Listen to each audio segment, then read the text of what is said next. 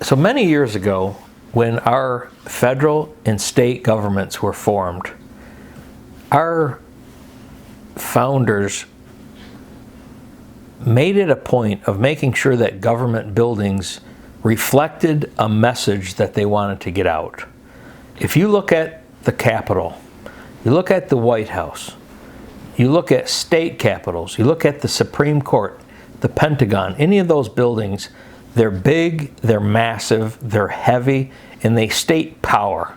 They show that government is in control, and they set an example of power because that was the message that those people wanted to get out at that time. And it's reflective, and it certainly instills a certain amount of pride in the American people when they look at those buildings. We look at county courthouses, and some like downtown. If you look at the county courthouse down there, beautiful building. It's a fantastic building. It gives a certain sense of awe to the people that look at it. Historically, government buildings have always set a tone for the people, and it's a tone of pride. It's something that we look up to and we admire. Our city was developed at a time when there was a renaissance in architecture that was going on. And unfortunately, it was a time when the last thing in the world that these people were thinking about was energy efficiency.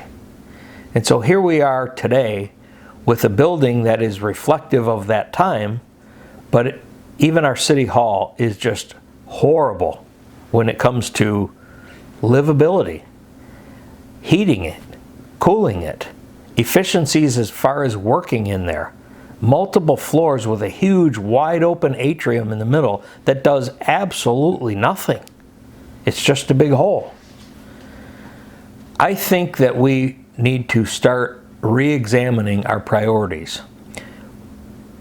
Energy efficiency today is critical. There's so much debate about why energy efficiency is necessary, but I don't think we even need to get into the debate of why it's necessary. It just makes common sense to have a comfortable, safe work environment for the people that are in there every day.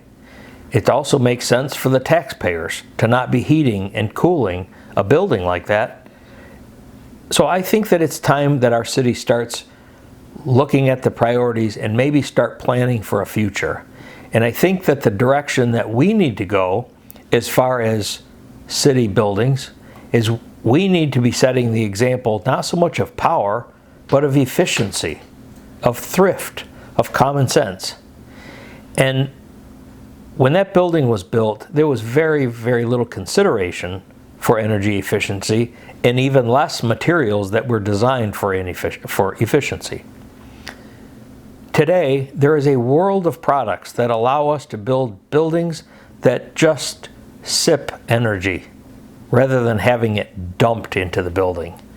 And I would like to see us set the tone for the people of the city, that when they look at our buildings, they see civic pride in terms of energy efficiency, work efficiency, and aesthetics at the same time. I think that's important, and we need to start thinking about that.